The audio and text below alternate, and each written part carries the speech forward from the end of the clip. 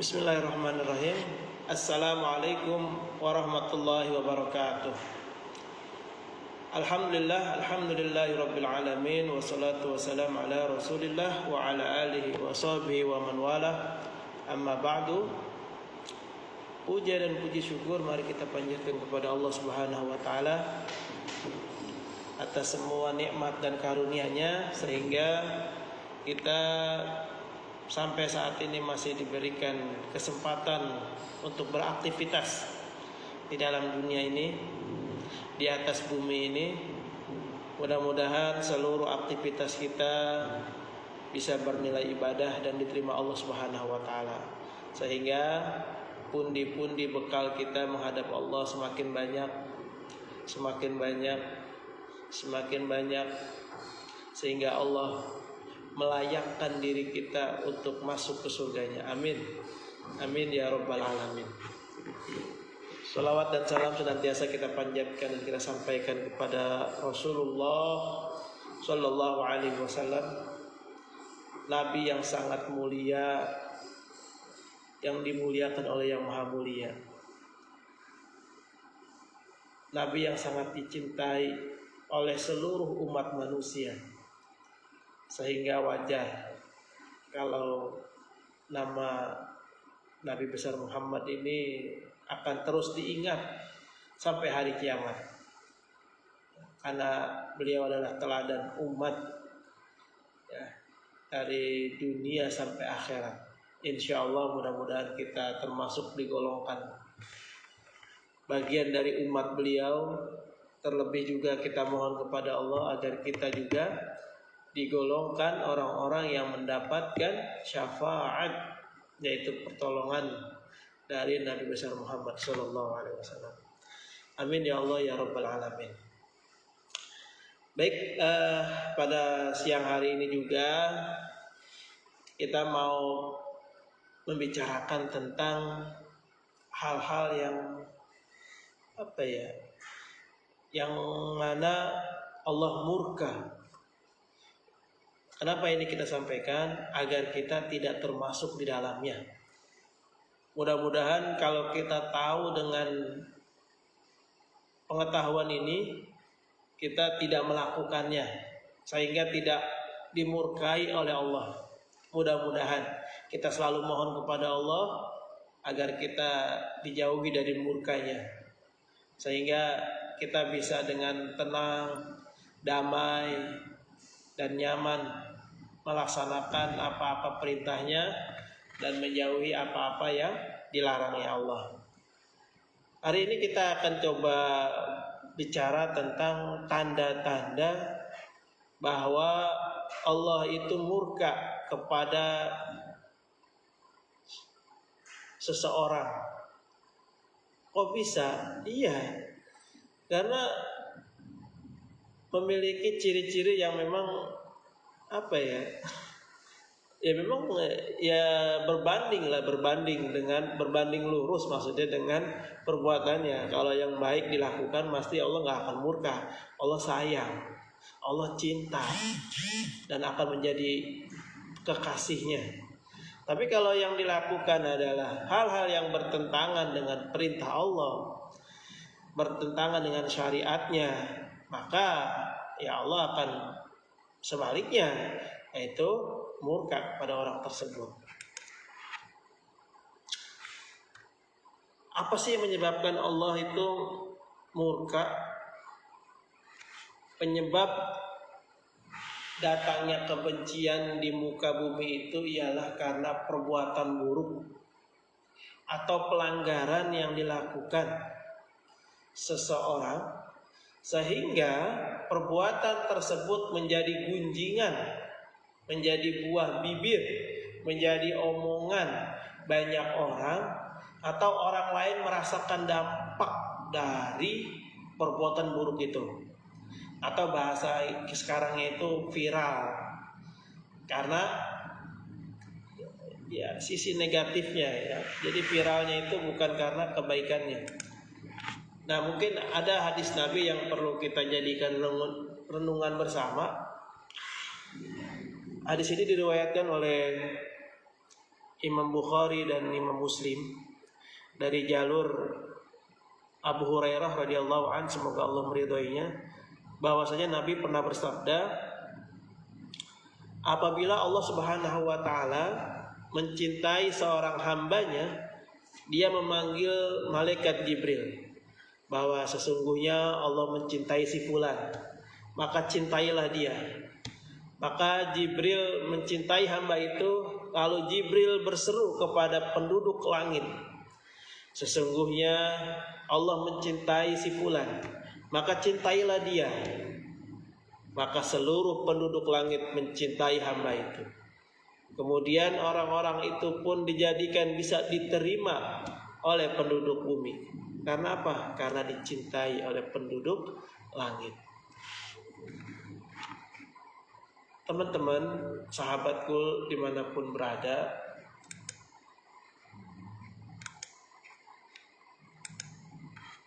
tadi dalam redaksi hadis itu sangat jelas bahwa ketika Allah mencintai, maka Allah menyeru kepada Jibril agar Jibril ngasih kabar kepada seluruh penduduk langit. Wahai penduduk langit, Allah itu ridho, cinta sama makhluk ini, si fulan ini, maka cintailah dia. Maka penduduk langit pun mencintainya, menyukainya. Maka ketika penduduk langit mencintainya, maka otomatis penduduk bumi pun menjadi cinta sama hamba ini. Begitu juga sebaliknya. Ketika Allah murka, maka penduduk langit pun akan murka, ikut akan marah juga. Maka ketahuilah, ketika kemurkaan ini sudah menyebar di penduduk langit, maka otomatis penduduk bumi pun akan tidak menyukainya, akan membencinya. Nah, sebenarnya apa sih penyebabnya sehingga murkanya Allah ini datang kepada seseorang? Ini harus kita ketahui biar kita bisa membentengi diri kita agar kita tidak termasuk golongan orang-orang yang dimurkai oleh Allah, dimurkai penduduk langit, ya. Apalagi sampai nanti ujung-ujungnya di sekeliling kita, di sekitar kita pun akan benci sama kita, tidak suka sama kita. Yang pertama, penyebab datangnya kebencian di muka bumi ini adalah karena perbuatan buruk atau pelanggaran yang dilakukan seorang hamba, sehingga perbuatan tersebut menjadi gunjingan banyak orang atau orang lain merasakan dampaknya.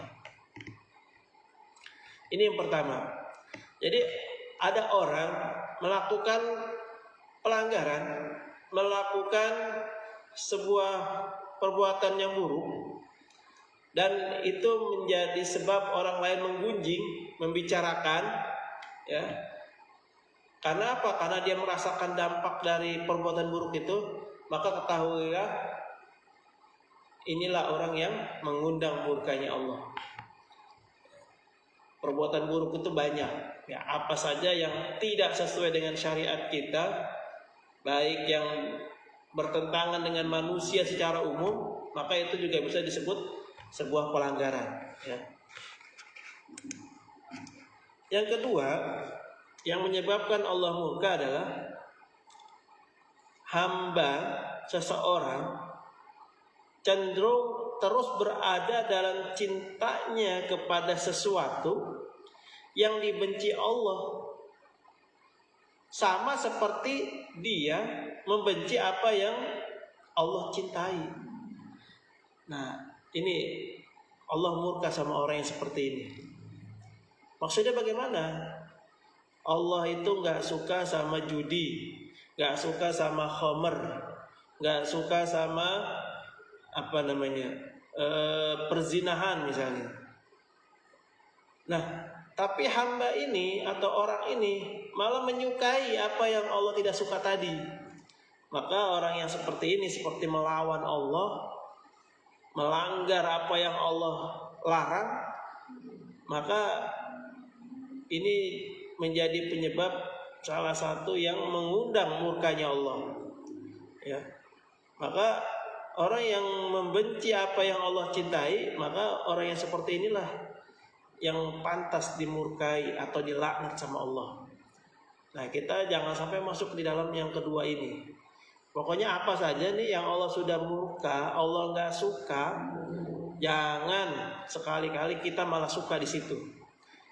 Allah benci sama riba, Allah benci sama perzinahan, Allah benci sama apalagi perjudian misalnya. Allah nggak suka tuh. Tapi kita malah sebaliknya menyukai hal-hal itu. Maka tunggu, murka Allah pasti datang buat orang itu.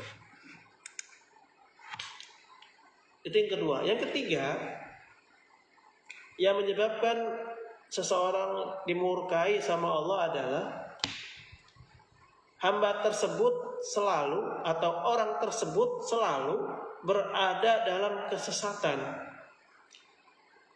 atau berada pada ketidaktaatan dan pada kondisi dosa. Dan dia selalu bergerak dari dosa yang satu ke dosa yang lain. Dan orang ini atau hamba ini tidak mau bertobat dari semua hal yang buruk itu sampai dia rela mati untuk mempertahankan perbuatannya itu. Nauzubillah summa nauzubillah. Orang yang ketiga ini, orang yang yakin dengan kesesatannya, orang yang yakin dengan ketidaktaatannya, orang yang mantap dalam berbuat dosa, dan dia dengan pede bergerak dari dosa yang satu ke dosa yang selanjutnya, bahkan dia juga nggak mau bertobat, terus dia juga rela mati dalam keadaan kondisi itu, maka ketahuilah orang yang seperti ini orang yang akan mendapat murkanya Allah.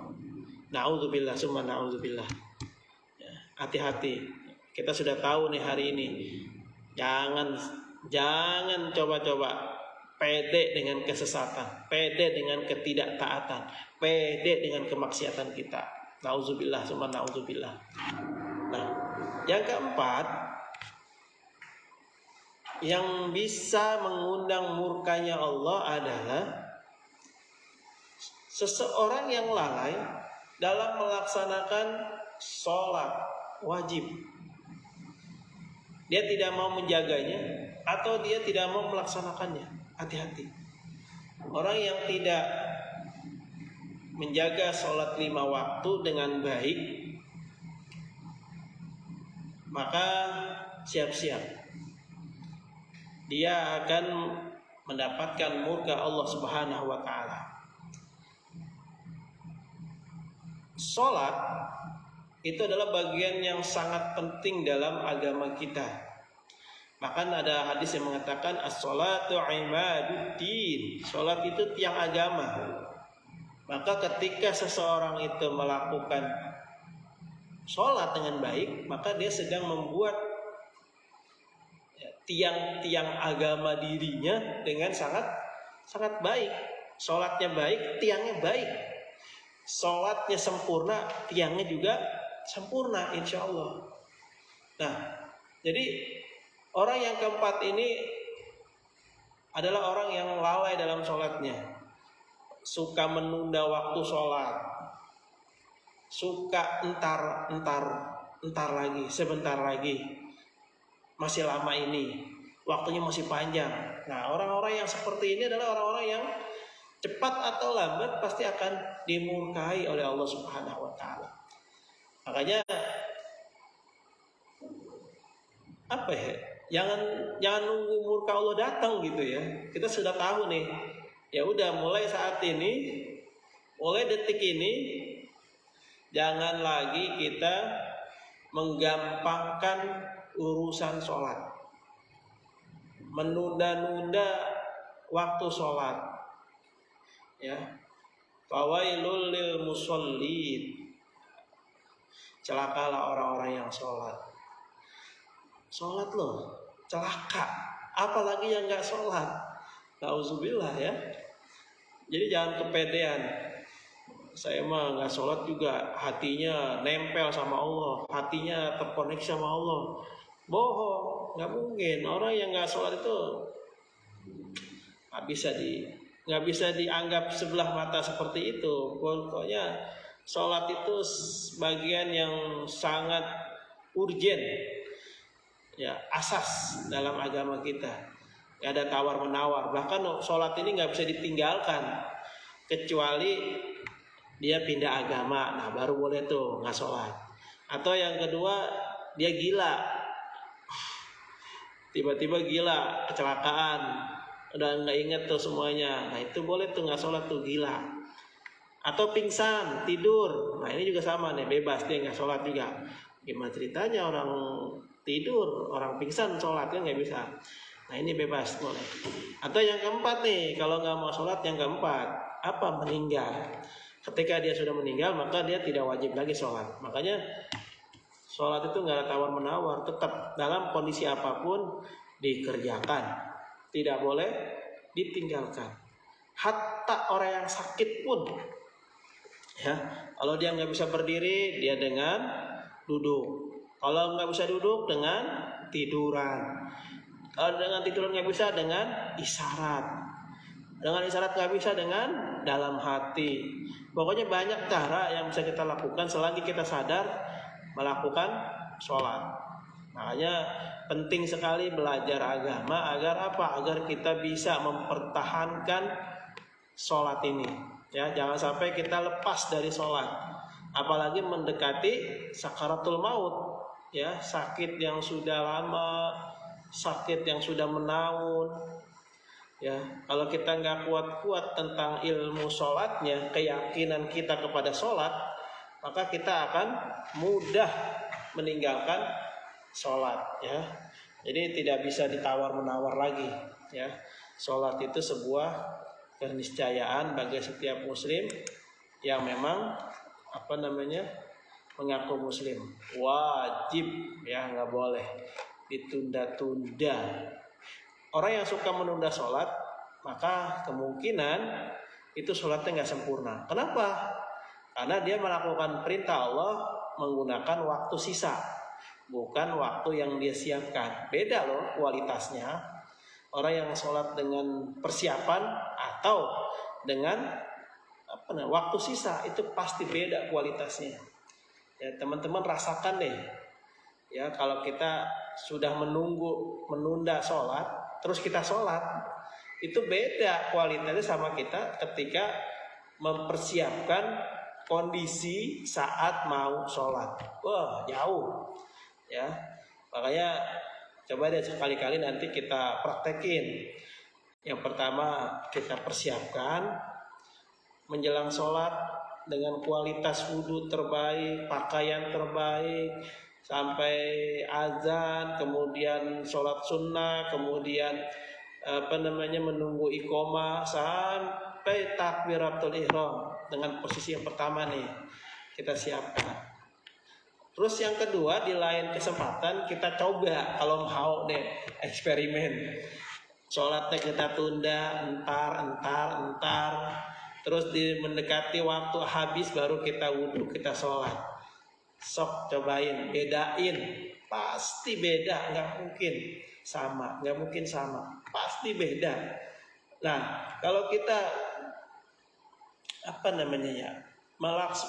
melakukan perintah, kewajiban, apalagi ini sebuah kewajiban, tapi yang kita gunakan waktu sisa, ya, tidak dipersiapkan, maka itu tidak akan maksimal, apapun itu. Dan kaidahnya, semua ibadah itu harus ada persiapan. Nggak ada yang spontanitas, tuh nggak ada. Ya, harus disiapkan. Nah, sesuatu yang dipersiapkan pasti lebih maksimal, pasti, dan lebih berkualitas, lebih sempurna ketimbang yang spontanitas. Iya kalau lagi ingat, kalau nggak ingat lupa. Iya kalau benar, kalau salah. Nah, ya, nauzubillah summa naudzubillah. Selagi kita sehat, selagi kita mampu, selagi kita dikasih kemudahan-kemudahan sama Allah, Ayo kita sama-sama jaga yang kewajiban-kewajiban kita. Apa itu? Ya udah, semua yang sifatnya wajib kita kawal, kita jaga baik-baik. Agar apa? Insya Allah kita termasuk golongan orang-orang yang jauh dari murka Allah. Nah, kebalikan dari murka apa? Kasih sayang Allah. Ya, kita akan mudah mendapatkan kasih sayang Allah. Allah kalau udah sayang sama seseorang, sama hamba, maka apapun yang hamba itu butuhkan pasti akan dikasih. Kenapa? Udah sayang Allahnya sama kita. Yang penting kita terus jaga kewajiban-kewajiban kita kepada Allah. Jangan dilupain. Apalagi ditunda-tunda, jangan ya. Allahu a'lam bishawab. Mudah-mudahan ada manfaatnya. Ya, mohon maaf jika ada yang salah. Billahi taufiq wal hidayah. Assalamualaikum warahmatullahi wabarakatuh.